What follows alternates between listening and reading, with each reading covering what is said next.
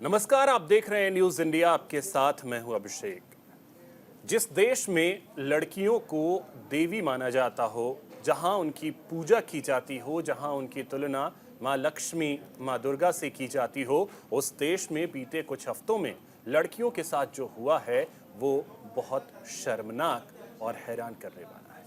चाहे बात कोलकाता में ट्रेनी डॉक्टर के साथ हुई बर्बरता की हो, या फिर उत्तराखंड में नर्स के साथ की गई बदसलूकी, या सिलीगुड़ी की घटना हो, या फिर यूपी के गोंडा की, या बिहार के मुजफ्फरपुर की। इन घटनाओं के सामने आने के बाद अब एक बहुत बड़ा सवाल यह है कि आखिर इस माहौल में किसी की भी बहन बेटी खुद को कैसे सुरक्षित महसूस करेगी।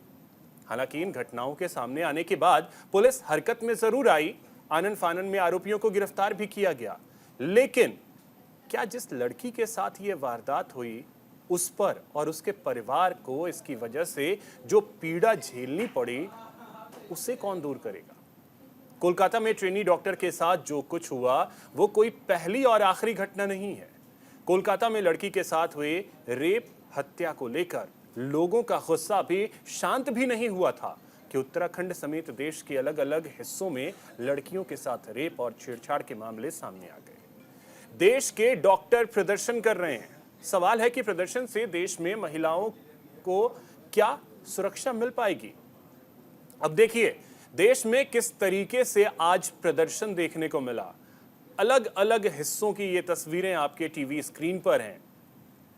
कोलकाता, तिरुवनंतपुरम, चेन्नई, सिलीगुड़ी, जयपुर, अहमदाबाद, पटना, आप कहीं भी चले जाएं, दिल्ली, मुंबई, गुवाहाटी, लखनऊ, सभी जगह आपको आज सड़क पर डॉक्टर्स दिखे होंगे, जहां डॉक्टर्स प्रदर्शन कर रहे हैं और मांग कर रहे हैं कि उस हैवान को जल्द से जल्द सजा दी जाए जिसने कोलकाता में एक बेटी के साथ बर्बरता की और उसे मौत के घाट उतार दिया।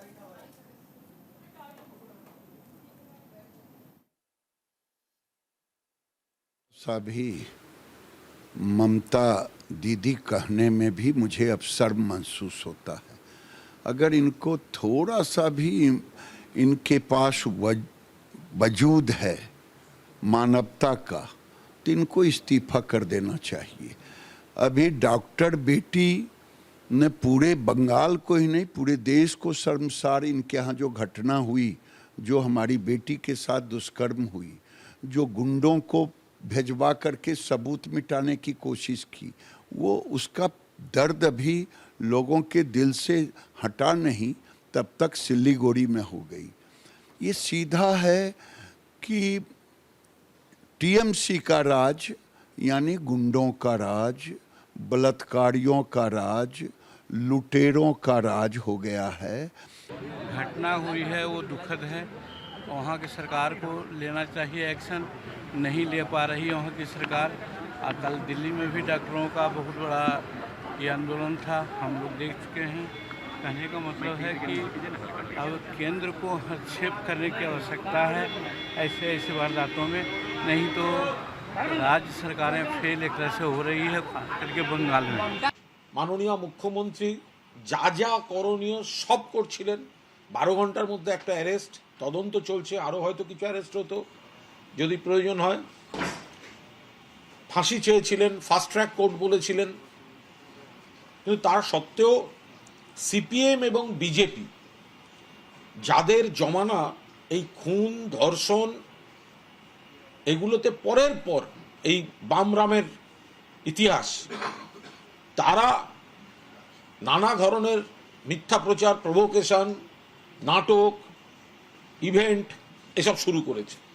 সাধারণ মানুষের আবেগ নিশ্চিতভাবে সেখানে থাকবে, সাধারণ মানুষের বিবেক নিশ্চয়ই কথা বলবে, কিন্তু বামরামের চক্রান্ত আমরা মানব না।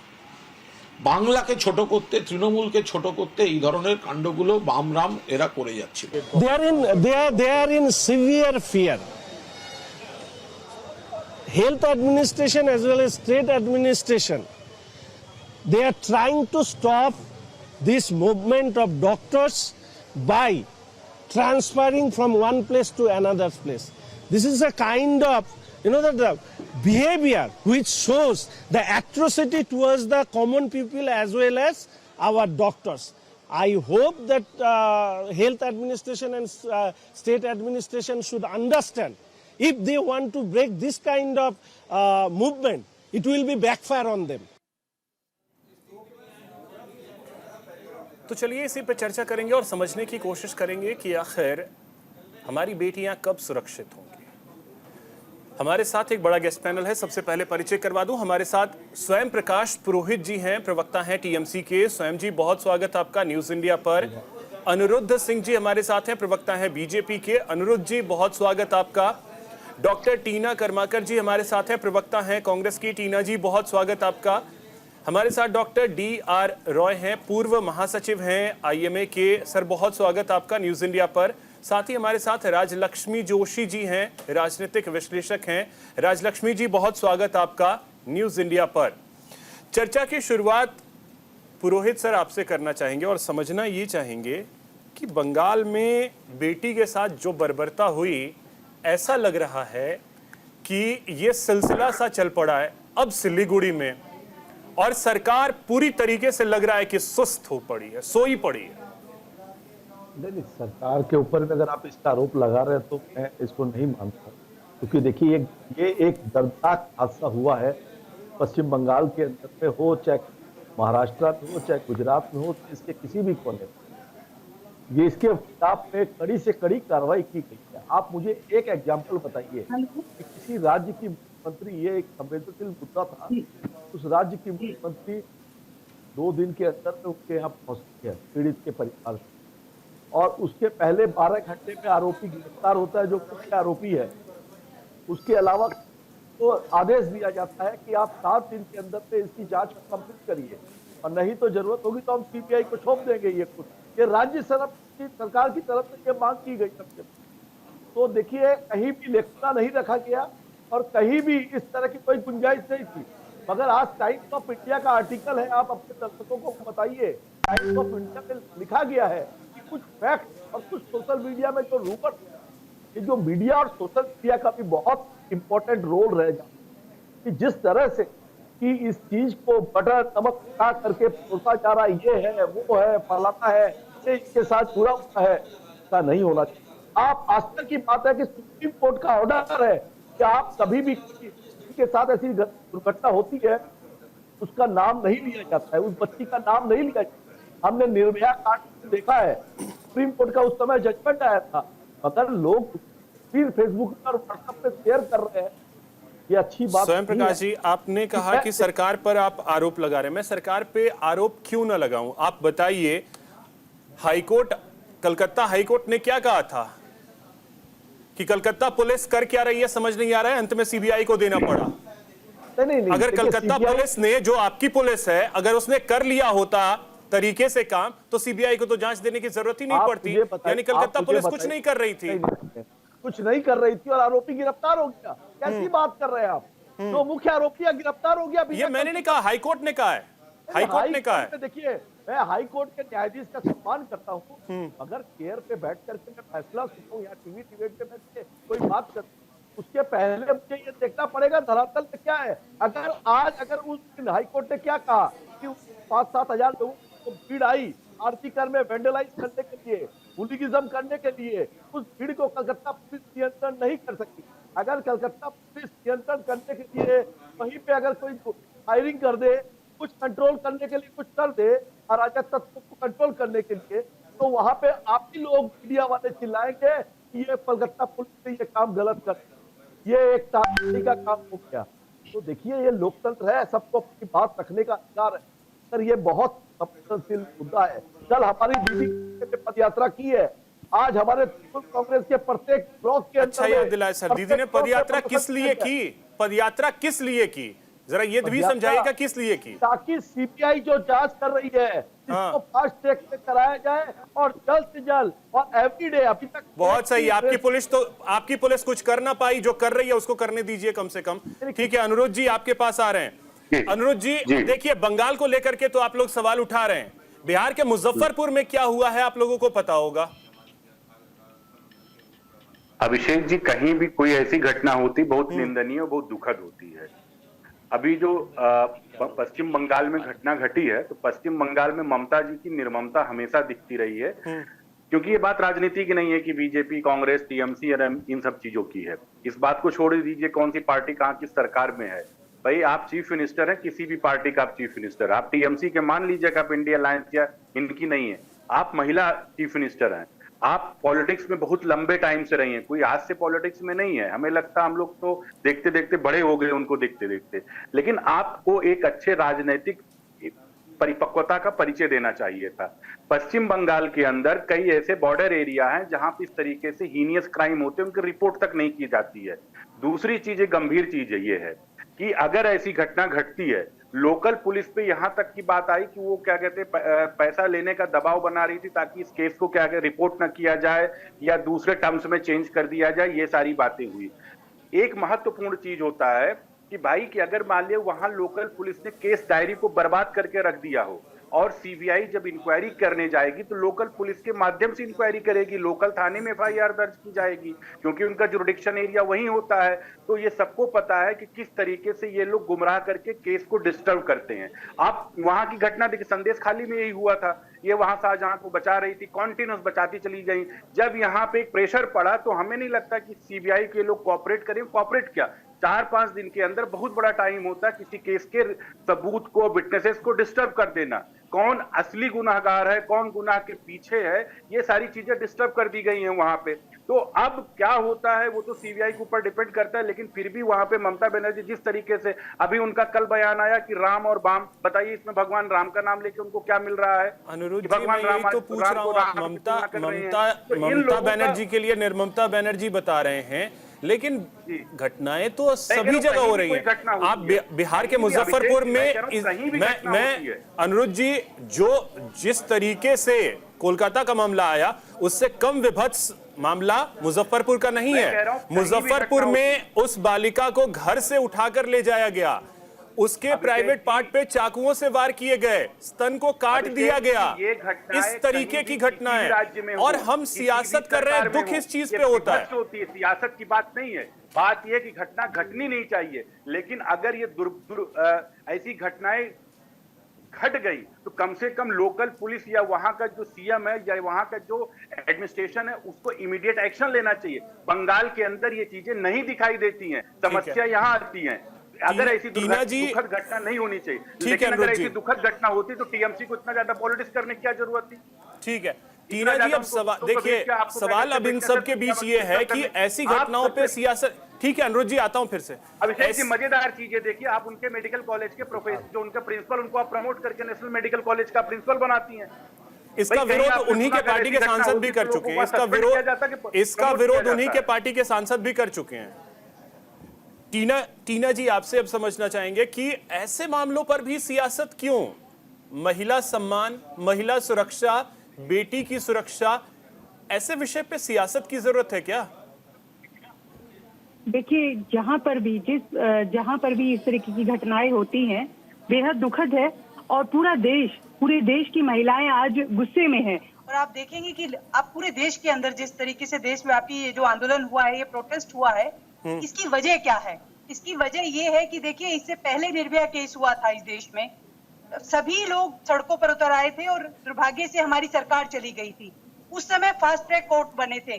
क्या आप बता सकते हैं मुझे एक ऐसा कोर्ट जो 10 सालों में एक फास्ट ट्रैक कोर्ट बनाया गया हो?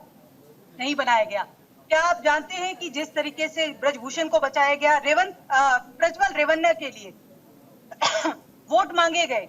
अब जिन लोगों को आप देखिए, हम हरियाणा से नहीं बोल पाती क्योंकि मुसलमान था रेपिस्ट। लड़कियां लड़ सकती हैं, उस पर बहुत लोग बात करती हैं उत्तर प्रदेश में। अनुरुद्ध जी, एक सेकंड बोल दिया, बीच में मत बोलिए। देखिए, मैं हरियाणा से आती हूँ, हमारे यहाँ से राम रहीम को पैरोल दे दिया गया है चुनाव के समय पे। ये वही राम रहीम है जो कि यौन शोषण में पकड़े गए। आप इस बात से अंदाजा लगा लीजिए कि संरक्षण कौन दे रहा है।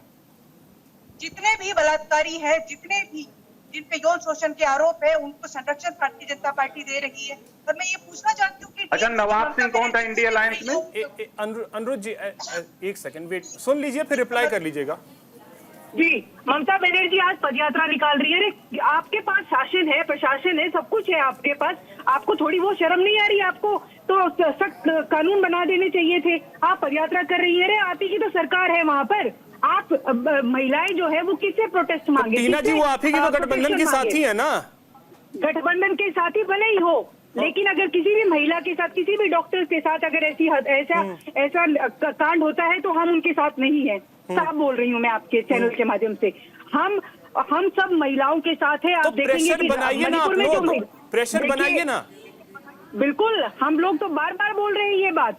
और आप बात सुनिए, आप ये बिहार में जो मुजफ्फरनगर में जो कांड हुआ है एक दलित बच्ची के साथ, क्या अभी भी मीडिया ये बात पूछ पा रहा है कि सवाल पूछ पा रहा है कि लगातार इस देश के अंदर अंकिता भंडारी से लेके हाथरस से लेकर कितने नाम गिनवाऊं मैं इन 10 सालों में जो हो रहे हैं, और प्रतिदिन टीना जी आपके सामने तो अनुरोध जी से मैंने मुजफ्फरपुर का सवाल पूछा, फिर भी आप लोग का वही आपके सामने तो पूछ रहा हूँ। लेकिन अब मैं ये भी तो जानना चाहूंगा ना कि अगर हाथरस की घटना को लेकर के लोग वहां पहुंचने लगते हैं कांग्रेस के, तो फिर आज कोलकाता क्यों नहीं गए? लड़की हूँ, लड़ सकती हूँ, एक पोस्ट अभी तक नहीं आया प्रियंका गांधी का। आपका सवाल मैंने सुना। प्रियंका गांधी जी ने जब जैसे ही ये केस हुआ था, रिएक्शन आया उनका तुरंत। स्मृति ईरानी कल बोली हैं, महिला बाल विकास मंत्री कौन थी? स्मृति ईरानी, वो कल बोली हैं। आपको मैं बता दूं, डिबेट के दौरान वो राहुल गांधी का भी पोस्ट कल आया है। राहुल गांधी का पोस्ट कल आया है, उससे पहले चुप थे। आपकी जानकारी, फिर तो मैं आपकी जानकारी के लिए बता दूं, राहुल गांधी जी ने तुरंत रिएक्ट किया था। और हमेशा राहुल गांधी जी हमारे जननायक, महिलाओं के साथ खड़े हैं। मणिपुर के आंसू पूछने कौन गया था? मणिपुर के आंसू पूछने के लिए राहुल गांधी गए थे। नरेंद्र मोदी साहब एक बार भी नहीं गए। और देश के प्रधानमंत्री खाली कितनी बार गए? अच्छा, सेलेक्टिव होना यही तो दिक्कत है। वो मणिपुर नहीं जाएंगे, आप संदेश खाली नहीं जाएंगे, यही तो हम पूछ रहे हैं। सेलेक्टिव क्यों हो रहे हैं? महिला सुरक्षा की बात जब देश के प्रधानमंत्री करते हैं तो उनके मुंह से कतई अच्छी नहीं लगती है, क्योंकि महिला सुरक्षा के लिए उन्होंने एक भी ऐसा कदम नहीं उठाया है। विनेश फोगाट सबके सामने है, ब्रजभूषण को अब तक किसने बचाया वो सबके सामने है। और तमाम महिलाएं 10 साल के अंदर 86 महिलाओं के साथ रेप हो रहे हैं। आप एनसीआरबी का डाटा उठाकर देखिए, बोलते हुए शर्म आ रही है, क्योंकि इस सरकार में ऐसा हुआ है। और लगातार हम तो अभिषेक जी, मैंने सोचा था ये डिबेट पॉलिटिकल ना हो, केवल एक क्राइम पे डिबेट चलेगी, लेकिन कांग्रेस वही सोचा था। लेकिन दिक्कत ये है कि मैं बिल्कुल नहीं बोलना चाह रहा था, मैं पूछ रहा था कि ठीक है, डी.आर. राय जी आपके पास आ रहे हैं। ठीक है टीना जी, अनुरोध जी अब रुकिए। टीना जी ठीक है, डी.आर. राय जी आपके पास आ रहे हैं और समझना ये चाहेंगे कि आज डॉक्टर के साथ जो हुआ, हम डॉक्टर से इतर हट करके एक बेटी के लिए भी सोचें तो दुख होता है कि 21वीं सदी में हम किस चीज से परेशान हैं, तो हमारी बेटियों की इज्जत लूटी जा रही है। अभिषेक जी, बोलने के लिए कुछ बचा भी नहीं है। जब हम राजनीति के अंदर बैठेंगे तो ठीक रहा, एक दूसरे के सर पे फोड़ेंगे।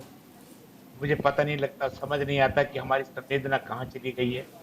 हम लोग शुरू से नारा देते रहे, बेटी बचाओ, बेटी पढ़ाओ, बेटी को मरवाओ बाद में। ये क्या हो रहा है? क्या हमारी आत्मा को हो क्या गया है? समाज हमेशा डॉक्टरों से एक्सपेक्ट करता रहता है, और उसका उदाहरण जो हमारे कुछ वक्ता ने भी बोल दिया, कोविड के टाइम पर डॉक्टर ने कितनी सेवा की। जब बाप अपने बेटे को देखने को तैयार नहीं था, टच करने को तैयार नहीं था, बेटा अपने बाप को चिता देने को तैयार नहीं था, अग्नि देने को, उस वक्त कौन थे? ये सफेद कोटधारी थे, जिन्होंने एक एक दरवाजे पे जाकर, एक एक बिस्तर पे जाके उसकी सेवा की। और पिछले दो दशक से हम क्या कह रहे हैं? डॉक्टर, हम लोग अपनी सेवाएं देना चाहते हैं, हमको सेफ एटमॉस्फेयर दीजिए, सेफ प्लेस दीजिए, ताकि हम अपनी तरफ आपको अच्छी तरह सेवा दे सकें। लेकिन उसकी तरफ कोई ध्यान नहीं जाता। आज अभी तक तो हम ये सोचते थे कि असॉल्ट ऑन डॉक्टर के ऊपर लड़ते रहे। आज असॉल्ट ऑन डॉक्टर को छोड़िए, लेडी डॉक्टर को साथ जघन्य अपराध करके, गैंग रेप करके, उसके बाद उसका मार देना और इतना उसका म्यूटिलेट कर देना, पता नहीं कि हमारे समाज को क्या गया। उनको देखते हुए कोई वेदना खत्म हो गई है। 2000 डॉक्टरों ने जीवन निछावर कर दिया इस देश की सेवा के, और अभी तक अगर मैं कहता हूँ इस वक्त हमारे देश के अंदर 50 पार्टियां हैं, और तो बड़ी स्ट्रॉन्ग पार्टियां हैं। क्या उठ के वो ये नहीं कह सकते जो कुछ हुआ है वो गलत हुआ है, इसको इमीडिएटली ठीक किया जाए? लेकिन हम ठीक रिपोर्ट रहे हैं, एक पे बी कर रहा है सी पे, सी कर रहा है टी पे। मैं तो एज ए डॉक्टर कह रहा हूँ अब आपसे, अगर आपको डॉक्टर कर सेवा लेनी है, और देखिए एक और बता दूं, आज 13 लाख डॉक्टर हमारे समाज के अंदर हिंदुस्तान में है, उसमें से मोर देन 50% हमारी फीमेल्स हैं, हमारी बहनें हैं, हमारी बेटियां हैं। वो किस प्रकार से रात पात करेंगी? ठीक है सर, आप दुख तो है और सवाल भी है, लेकिन जवाब कब मिलेगा ये सबसे बड़ा सवाल है। क्योंकि ठीक 12 साल पहले जब दिल्ली में निर्भया के साथ हुआ था, उसके बाद ऐसा लगा था कि देश जागा है, लेकिन देश जागा नहीं है, ये साफ दिख रहा है।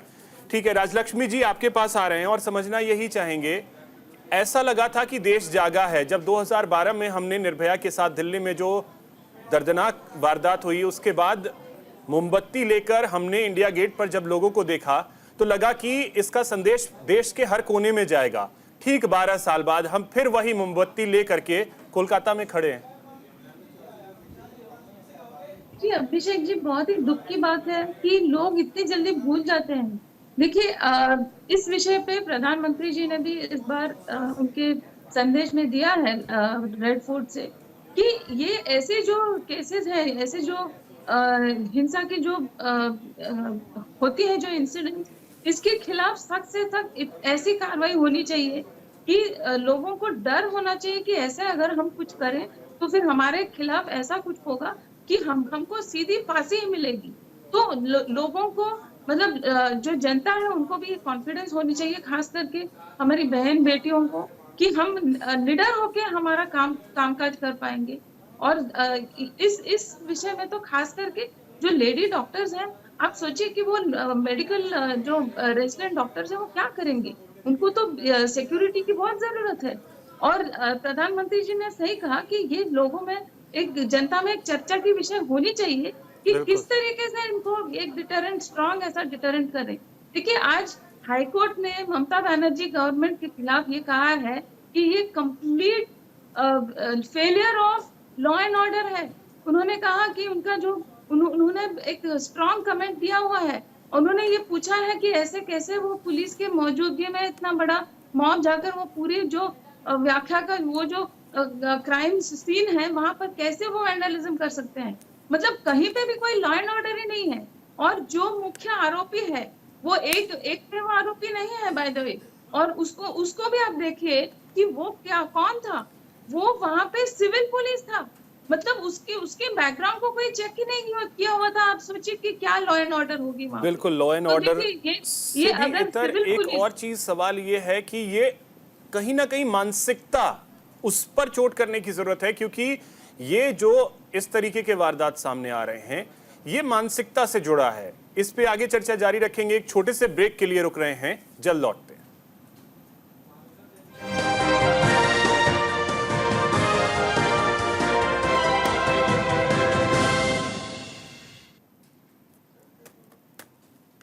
ब्रेक के बाद एक बार फिर से आप सभी का स्वागत है। चलिए चर्चा को आगे जारी रखेंगे। और पुरोहित जी, अब देखिए, सवाल कानून व्यवस्था का तो है ही, सरकार का तो है ही, लेकिन एक बड़ा सवाल कहीं ना कहीं मानसिकता को लेकर के भी है।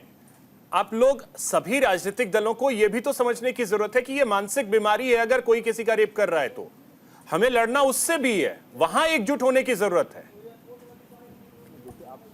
देखिए, कलकत्ता पुलिस के जो हमारे कमिश्नर है गोयल, उस दिन जिस दिन ये घटना हुई, उस दिन रात एक मिनट जब के साथ से कम 100 टाइम फोन कॉल में उनके साथ, और 12 घंटे में आरोपी को, मुख्य जो आरोपी है उसको गिरफ्तार किया गया। पिछले 1 महीने के सीसीटीवी को खंगाला गया। कलकत्ता पुलिस बहुत ही सेंसिटिव मुद्दे की तरह इसको ले रही है। अगर इस तरह से अगर आप मीडिया के अंदर में और सोशल मीडिया में ऐसी स्टोरी चल रही, कल उनके पीड़ित के परिवार वालों का बयान आया, वो लोग क्या करके कलकत्ता पुलिस को उन्होंने संज्ञान दिया है में ऐसी मनगढ़ंत चोरियां बहुत चल रही थी। जो भी दोषी है, पहले दिन ये कह दिया गया था उसको आरजीकर हॉस्पिटल से 500 मीटर की दूरी पर नेताजी सुभाष चंद्र बोस की मूर्ति है, और हमने कहा था, और हमारे नेता अभिषेक बनर्जी ने कहा था कि उस व्यक्ति को वहां पे एनकाउंटर कर देना चाहिए। पश्चिम बंगाल के अंदर में लॉ एंड ऑर्डर को लेकर अगर सवाल उठाया जाए तो मैं इसको नहीं मानता, क्योंकि एनसीआरबी का डाटा है कलकत्ता के अंदर में, वो बाकी राज्यों के बनस्पत कलकत्ता इज द सेफेस्ट। अगर कहीं कोई भी घटना दुर्घटना हुई है, विपक्षी दल उठाए तो चलिए समझ आता है, आपके सहयोगी ही उठा रहे हैं। राहुल गांधी ने भी कल पोस्ट किया है, राहुल गांधी ने भी कल पोस्ट किया था। अभी टीना जी भी आपको बोल रही हैं, ममता जी पदयात्रा निकाल रही हैं। पदयात्रा निकालने का मकसद क्या है भाई? आप सोचिए कल आप बेटी को, उसके परिवार को सुरक्षा तो दे नहीं पाए। नहीं, आप सुनिए, अब अगर आप बोल रहे हैं, आप बात कर रहे हैं, जवाब कि हमारे नेता अभिषेक बनर्जी ने उसी दिन किया था, तो सरेआम करना चाहिए और फास्ट ट्रैक के अंदर में ये को लेके जाना चाहिए। अभी कांग्रेस के नेत्री ने कहा निर्भया कांड के बाद में आज तक फास्ट का अरेंजमेंट नहीं हुआ है, रेप के केसेस के अंदर में नहीं हुआ है, बच्चियों को न्याय नहीं मिलता, गरीब लोगों को आज भी न्याय नहीं मिल रहा है कोर्ट के अंदर। तो ये सब मांग है। सर, जिस तरह से सोशल मीडिया के अंदर इसका एक विचार और ये आगे राम अरे बाप ये नारा देने वाले बाप और भारतीय जनता पार्टी के जो लोग इनके पास में, इनके पास, आप चुनाव खत्म किए, आप चुनाव में लड़िए। बीजेपी नहीं, कांग्रेस भी आपसे सवाल पूछ रही है। राहुल गांधी का पोस्ट आप लोगों ने देखा होगा। कांग्रेस का सवाल है कि जो है उसके ऊपर उसको कड़ी से कड़ी सजा देनी चाहिए। लॉ एंड ऑर्डर का अगर उसको दिखाई दे रहा है तो राहुल गांधी को अपने राज्यों में देखना चाहिए कि उनके राज्य में अशोक गहलोत के सामने जोधपुर में क्या हुआ था, सरेआम गर्दन काट गई थी। तो मैं ऐसी किसी के ऊपर आरोप प्रत्यारोप की बात नहीं करूंगा। लॉ एंड ऑर्डर कहीं भी हो, किसी भी राज्य के अंदर। अनुरोध जी अब बोलिए।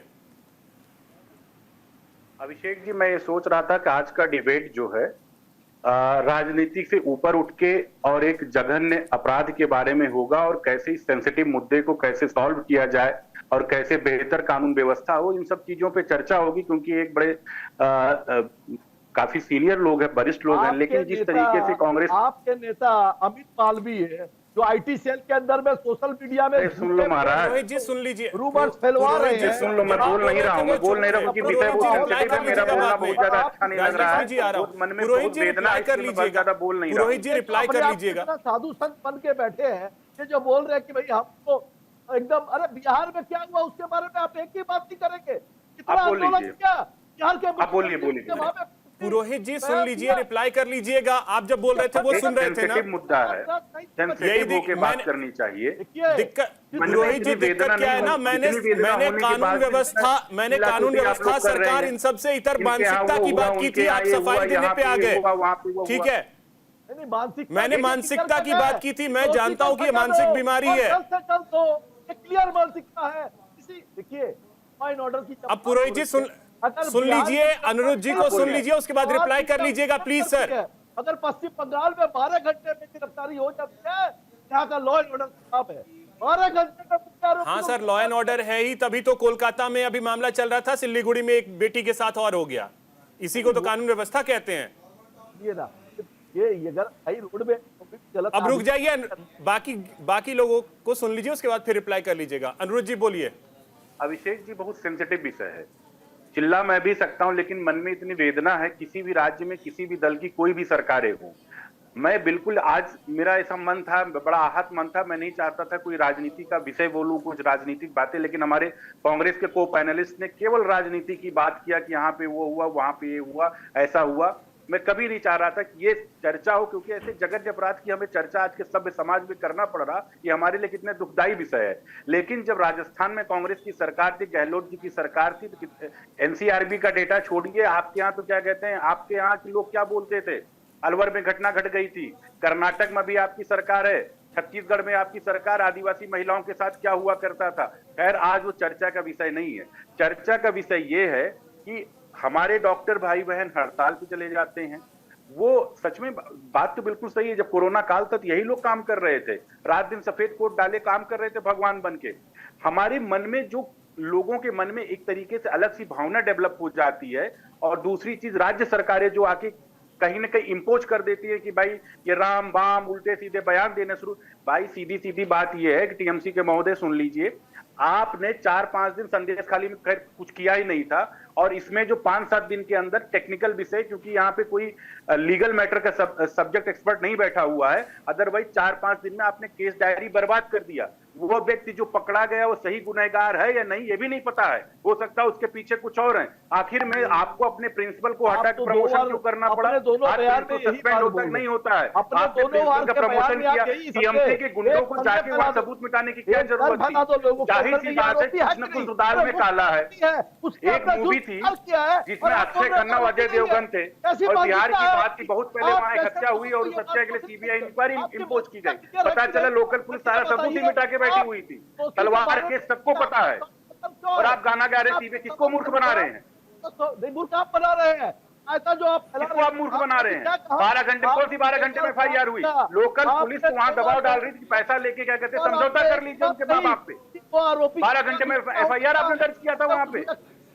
इतना हीनियस क्राइम हुआ था। जी अगर ऐसा होता तो हाई कोर्ट को इतना स्ट्रिक्ट नहीं होना पड़ता। आप भी जानते होंगे हाई कोर्ट बहुत ज्यादा स्ट्रिक्ट इसी वजह से लाना ना पड़ता। हाई कोर्ट वहां चिल्ला चिल्ला के बोला हाई कोर्ट क्यों स्ट्रिक्ट हुआ ये सभी को पता है। आपको पता की बात यह है कि हम इस पे सियासत कर रहे हैं। अपनी पुलिस फोर्स उठानी पड़ी। ठीक है अनुरोध जी और पुरोहित जी रुकिए अब। टीना जी आपके पास आ रहे हैं। टीना जी देखिए मैंने सवाल सिर्फ कानून व्यवस्था, ये विषय सिर्फ कानून व्यवस्था तक सीमित नहीं है, ये मानसिकता की जरूरत है। हम अपने बेटियों की सुरक्षा के लिए हमें एक बार यह भी देखना होगा कि हम अपने बेटों को भी समझाएं कि बेटियों की इज्जत करना सीखो। देखिए मैं ये समझती हूँ कि जब इन्होंने नारा दिया बेटी बचाओ बेटी पढ़ाओ, तो मुझे लगता है भारतीय जनता पार्टी को ये कहना चाहिए था कि बेटी बचाओ के साथ साथ बेटे पढ़ाओ, बेटों को भी पढ़ाओ। ये इन सरकार से चूक हो गई। राजस्थान में भूल गए थे, छत्तीसगढ़ में भूल गए थे, अयोध्या में भूल जाते हैं, कानपुर में भूल जाते हैं, अशोक गहलोत जी की तो भूल जाते हैं, सब भूल जाते हैं। आप बोल रहे थे वो चुप थी, आप बोल रहे थे वो चुप कन्विक्शन रेट कितना था आपको भी मैं ये बता दूं। केस होते थे, आपकी तरह नहीं है कि हमें कोई फर्क ही नहीं पड़ता है। एफआईआर तक नहीं की जाती थी। मणिपुर पर कुछ बोला के बाद 244 कोड बने उत्तर प्रदेश में। अरे फालतू बोलना बंद करिए। आप लोग फैलाने की आपकी बातें हैं। कर्नाटक का भूल गए, छत्तीसगढ़ आदिवासी महिलाओं के साथ भूल गए, अलवर कांड भूल गई, वहां पे कुछ चर्चा नहीं होती। केवल आप पॉलिटिकल डिबेट आप लोग चाहते हैं। डिबेट नहीं होती है। देखिए सीधी बात यह है कि इनके मुंह से बेटियों की आप झूठ जब बोलेंगे बैठ के बीजेपी फर्जी आरोप बैठ के लगाएंगे, किसी नहीं लगता है। अरे कांग्रेस में राहुल जी नहीं पढ़े लिखे, आप तो पढ़ी लिखी हैं। आपने राम रहीम को पैरोल पे क्यों छोड़ा, आप बता सकते हैं? क्यों छोड़ा? मोहित खान पे प्रियंका वाड्रा बोली, थोड़ी बहुत शर्म एक बार बोला उन्होंने, कहती थी लड़की लड़ सकती है। मोहित खान पे बोल पाई क्योंकि मुसलमान वोट भाग जाएगा। कानपुर के रेप पे बोल पाए क्योंकि मुसलमान वोट भाग जाएगा। नवाब सिंह यादव बोल पाए। अनुरोध जी सुन लीजिए, अनुरोध जी सुन लीजिए। देखिए मैं टीना जी मैंने आपसे सियासी सवाल, मेरा सवाल बिल्कुल स्पेसिफिक था।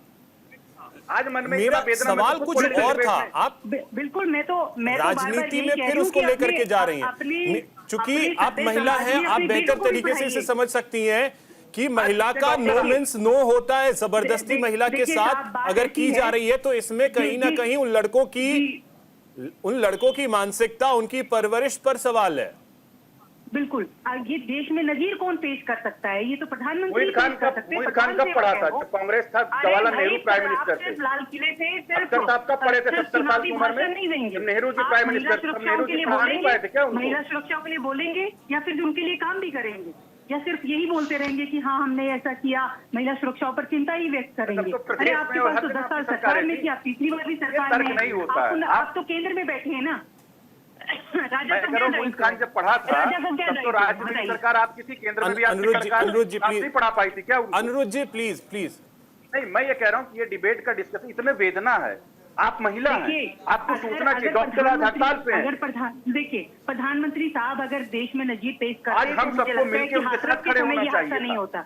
निर्भया के समय आपको मैं बता दूं, कल भी हम उनकी माँ के साथ थे और आज भी खड़े हैं। क्या आप बताइए यार, आप हाथरस की बेटी के साथ खड़े हैं?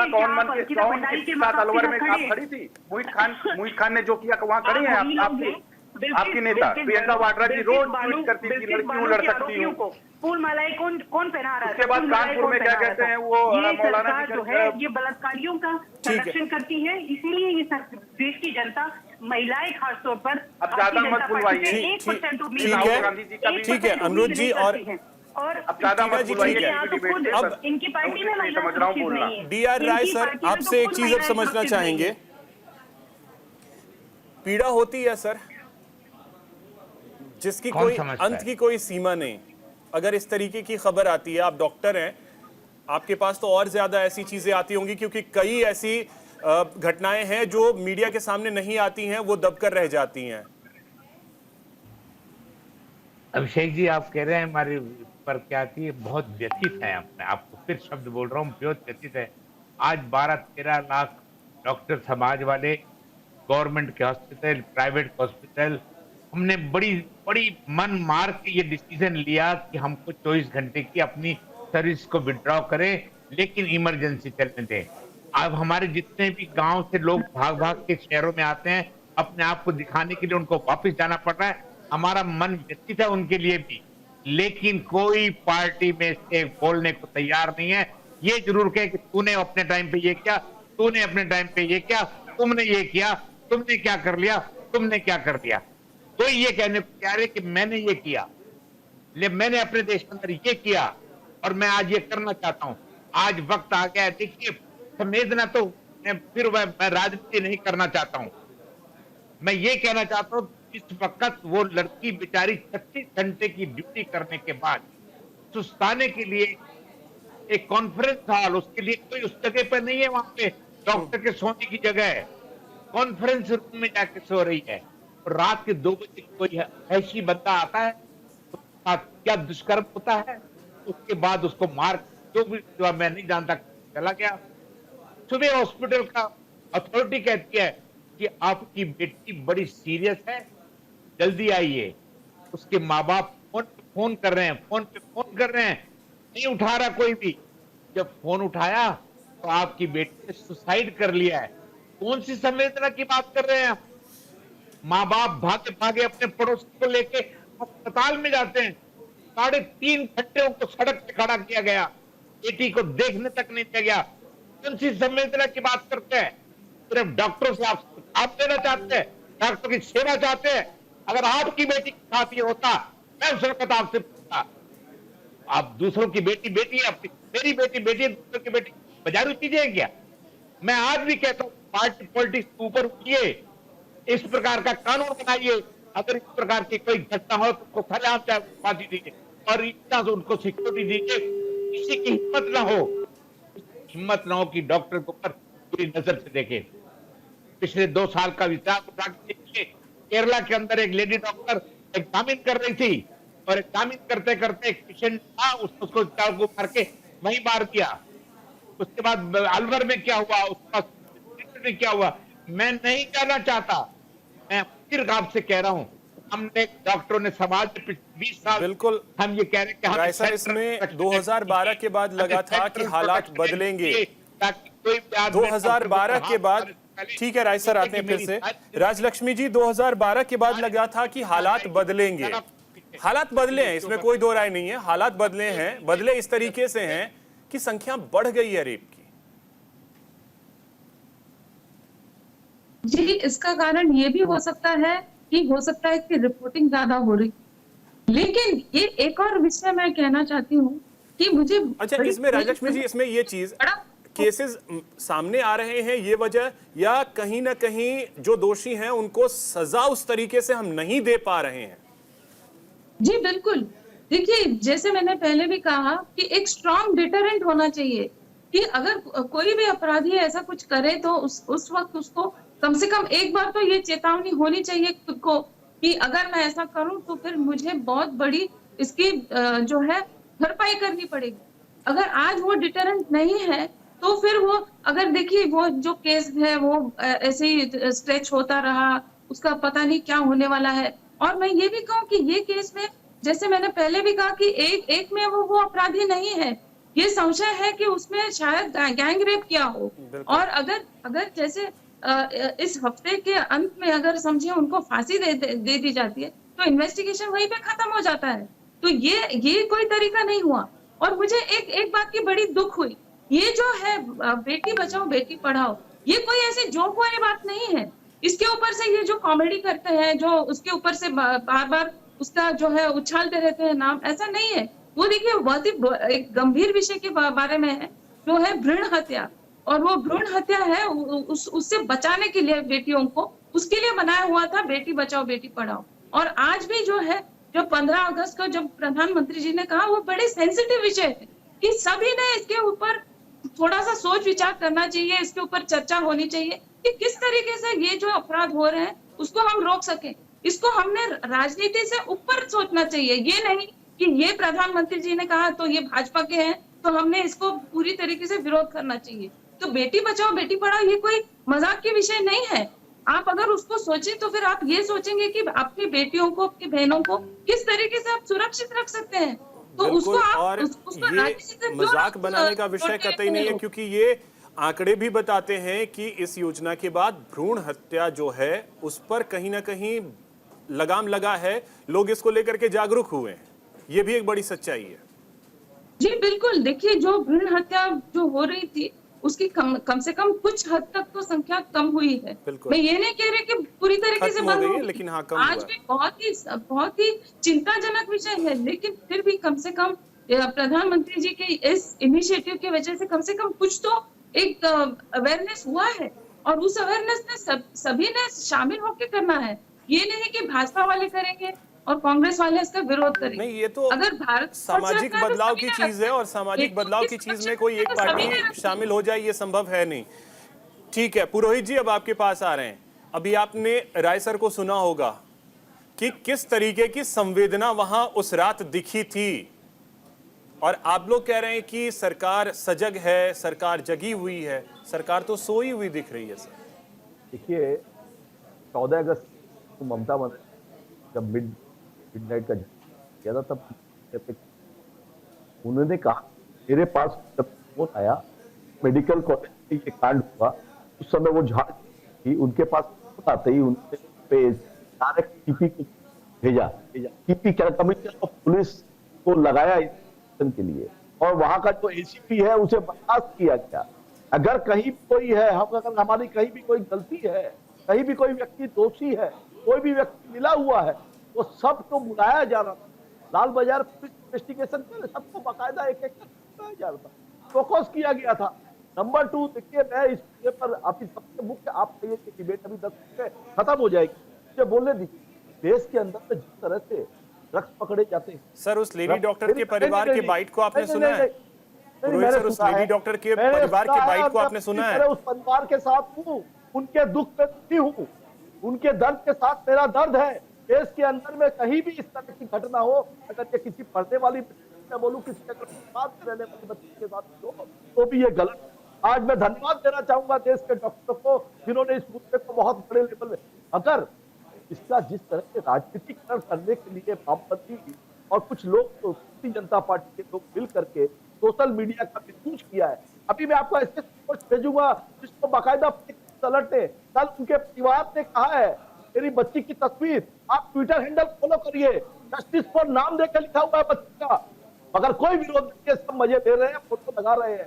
ये दुर्भाग्य की बात है। उस बच्ची को न्याय मिलना चाहिए, तो उस न्याय के लिए तृणमूल कांग्रेस ने पश्चिम बंगाल की 11 जनता रस्ते खड़ी एक साथ, एक महिलाओं की बात मंत्री ममता बनर्जी देश के अंदर में एक महिला मुख्यमंत्री है, सबसे ज्यादा विधायक दिख रही है। सर संवेदना दिख तो रही है, आपने संवेदना दिख रही है, इसको संवेदना हम कहते हैं। खड़े हैं आपके, उसका परिवार उस रात परेशान होता रहा। परिवार वालों को बेटी के बारे में कहा जाता है कि बेटी ने सुसाइड कर लिया है, परिवार वालों को कह दिया जाता है कि सुसाइड कर लिया, मिलने नहीं दिया जा रहा है, देखने नहीं दिया जा रहा है। ये संवेदना थी वहां के प्रिंसिपल और वहां के पुलिस की।